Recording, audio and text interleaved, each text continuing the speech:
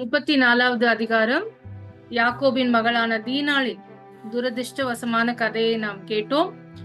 அவள் இளவரசனான சிகேமால் மீறப்பட்டால் இந்த செயலின் பின்வளைவு ஒரு தந்திரமான பழிவாங்கும் சதி திட்டத்திற்கு வழிவகுக்கிறது.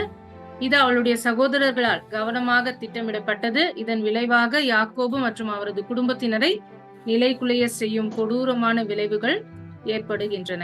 35ஆம் அதிகாரம் யாக்கோபின் வாழ்க்கையில் ஒரு முக்கிய காலகட்டமாகும். இதன் போது அவர் கடவுளின் கட்டளைகளுக்கு கீழ்ப்படுகிறார். சுத்திகரிப்பு மற்றும் வழிபாட்டில் தனது குடும்பத்தை வழி நடத்துகிறார். எல்லா விக்கிரகங்களையும் அப்புறப்படுத்தும்படியாக தங்கள் குடும்பத்தினருக்கு சொல்கிறார் மற்றும் அவர்களை சுத்திகரித்து அவர் குடும்பத்தோடு சேர்ந்து ஆண்டவரை ஆராதிக்க குடும்பத்தினரை ரெடி செய்கிறார். அந்த விஷயத்தில் நாம் பார்க்கும் பொழுது ஒரு தந்தையாக ஒரு நல்ல பாத்திரத்தை யாக்கோபு தன்னுடைய குடும்பத்தினருக்கு ஒரு நல்ல தந்தையாக இருக்கிறார். இதற்கிடையில் அவர் இழப்பின் துக்கத்தை அனுபவிக்கிறார். மேலும் உறுதிப்படப்பட்ட ஆசீர்வாதங்களை பெறுகிறார். இந்த அத்தியாயத்தில் திருப்பவும் நம்ம அந்த வசனம் பார்க்கிறோம். ஆண்டவர் சொல்றாரு, நீ யாக்கோபு அல்ல இஸ்ரவேல் என்று. கர்த்தர் மிகவும் மறுபடியும் அவருக்கு உன்னுடைய பெயர் இஸ்ரேல் ஆக மாற்றப்பட்டது என்று நினைவூட்டுகிறார். இதை படிக்கிறப்போ நமக்கும் ஆண்டவர் ஒரு மெசேஜ் கொடுக்கிற மாதிரியான ஒரு ஃபீலிங். நமக்கும் நம்முடைய ஏராளமான ஆசீர்வாதங்கள் கொடுத்திருப்பார், நம்முடைய வாழ்க்கையை மாற்றி இருப்பார், ஏதோ நிறைய விஷயங்கள் ஆயிருக்கும். ஆனாலும் நாம் மறந்து நம்முடைய பழைய நினைவுகளுக்கே திரும்பி போய் அந்த வாழ்க்கையிலேயே நம்ம வாழ நிறைய டைம்ல நம்ம அந்த மாதிரி ஆப்பர்ச்சுனிட்டிஸ் நமக்கு கிடைக்குது. ஆனா இங்க ஆண்டவர் நம்ம ஒவ்வொருவருக்கும் நினைவூட்டுகிறார், நீ என்னுடைய பிள்ளை, உன்னை நான் ஒரு ஸ்பெஷல் விதமான ஆசீர்வாதத்தோடு நான் ஆசீர்வதித்திருக்கிறேன், அதன்படி நீ வாழ வேண்டும் என்று ஆண்டவர் நமக்கு இந்த அதிகாரத்தின் மூலம் நினைவூட்டுகிறார். 36ஆம் அதிகாரம் யாக்கோபின் இரட்டை சகோதரரான ஏசாவின் சந்ததியினரை பற்றி பேசுகிறது.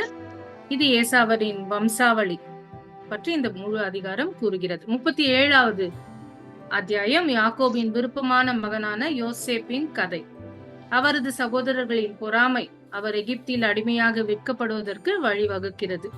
குடும்ப இயக்கவியல், பாரபட்சம், கனவுகள், துரோகம் மற்றும் பின்னடைவு, பயணத்தின் தொடக்கம் போன்ற கருப்பொருட்களை இந்த கதை ஆராய்கிறது. நாளைக்கு கண்டினியூஷனா பார்க்கலாம் 38ஆம் அதிகாரத்திலிருந்து. So amen. அண்ட் இன்றைக்கு questions கேட்கலாங்களா? ரெடியா இருக்கீங்களா? Children, you all are ready with the Bible? Open your Bible. Go to chapter 34. Which subtle action did Dinah, the daughter of Leah, take that led to the chain of events in chapter 34? சங்கிலி தொடராக நடந்த சம்பவங்களுக்கு வழிவகுத்த லேயாளின் குமாரத்தியாகிய தீனாள் எந்த தந்திரமான செயலை எடுத்தாள்? 31ஆம் அதிகாரம் 1ஆம் வசனம்.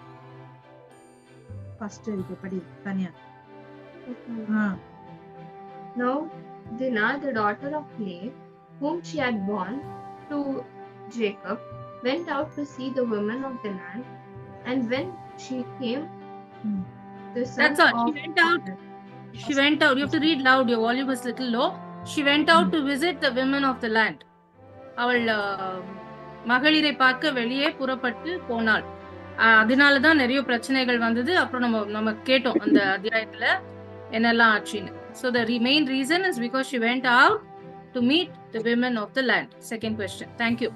நான் வாக்கியம் சொல்றேன், நீங்க ஆன்சர் ஃபிகர் அவுட் பண்ணி ஆன்சர் மட்டும் படிங்க.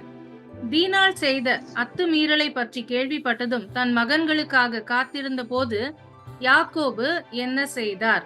Upon hearing about Dinah's violation, what did Jacob do while waiting for his sons? 34 chapter verse 5.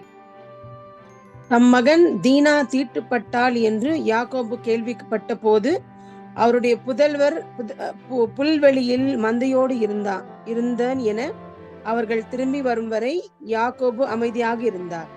Correct. யாக்கோபு அமைதியாக இருந்தார். He remained in peace. He held in peace. He was waiting for his sons. Thank you. Next question. தேவன் யாக்கோபுக்கு எழுந்து ஒரு குறிப்பிட்ட இடத்திற்கு செல்லும்படி கட்டளையிடுகிறார். அந்த எந்த இடம்? God instructed Jacob to arise and go to a particular place. What was that place? 35:1. Chapter 35 first words.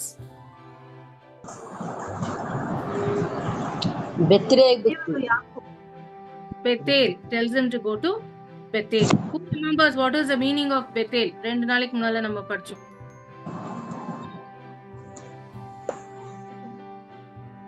I asked and somebody answered also. The meaning of Bethel. Okay, I'll go to the next question. பெத்தேலுக்கு புறப்படுவதற்கு முன் யாக்கோபு தன் வீட்டாருக்கு கொடுத்த முதல் அறிவுரை என்ன? What was the first instruction that Jacob gave to his household before embarking on the journey to Bethel? 35ஆம் அதிகாரம் 2ஆம் வசனம். Chapter 35 verse 2. Foreign goods. Yes ma? Foreign goods. ನಿಮ್ಮಲ್ಲಿ ಇರುವ ಅನ್ಯ ದೇವರುಗಳನ್ನು ತೊರೆದು ಬಿಡಿ. Correct. ಅನ್ಯ ದೇವರುಗಳನ್ನ ತೊರೆದು ಬಿಡಿ. What did you say? He told them to get rid of the strange god or foreign god. Foreign gods is said. Foreign god. You have to be louder ma. I couldn't hear, sorry. அந்நிய தெய்வங்களை அகற்றி விடுமாறு கூறினார். Thank you. Next question. அந்நிய தெய்வங்களையும் தன் வீட்டில் இருந்து காதணிகளையும் யாக்கோபு என்ன செய்தார்? What did Jacob do with the foreign gods and the earrings in his household? 35 chapter verse 4.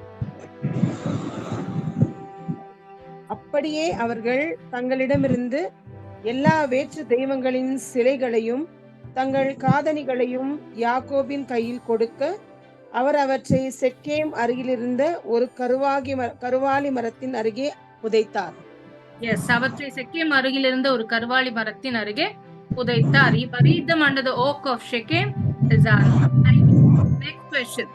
யாக்கோபு மறுபடியும் பெத்தேலில் யாக்கோபு மறுபடியும் தோன்றிய போது கடவுள் அவருக்கு எதை உறுதிப்படுத்தினார்? What did God confirm to Jacob when he appeared to him again in Bethel? 35:10. நான் சொன்னேன் chapter 35 verse 10.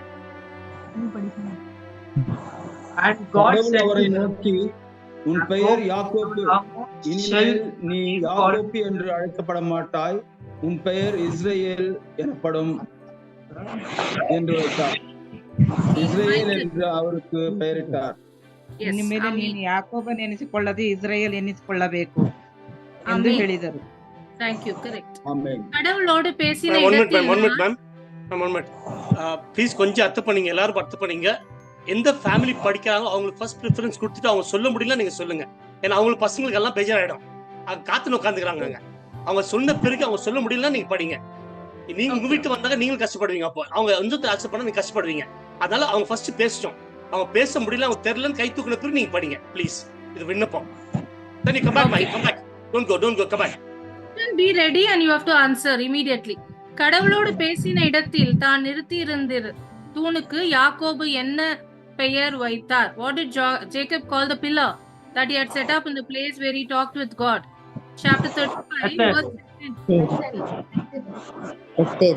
Bethel. ஏன் Bethel? Correct. Amen. Next question. கடவுள் ஏன் யாக்கோபின் பெயரை இஸ்ரேல் என்று மாற்றினார்? இது வாக்கியம் இல்ல, உங்க சொந்த வார்த்தையில சொல்லுங்க. Why did God change Jacob's name to Israel? Anybody knows can answer. It is just tell. It's an overall question from the chapter. யாருன்னா சொல்லுங்க, இது கஷ்டம். Okay. God changed his name Israel because he should be fruitful and a nation of companies. Like he should make his kingdom from his own body.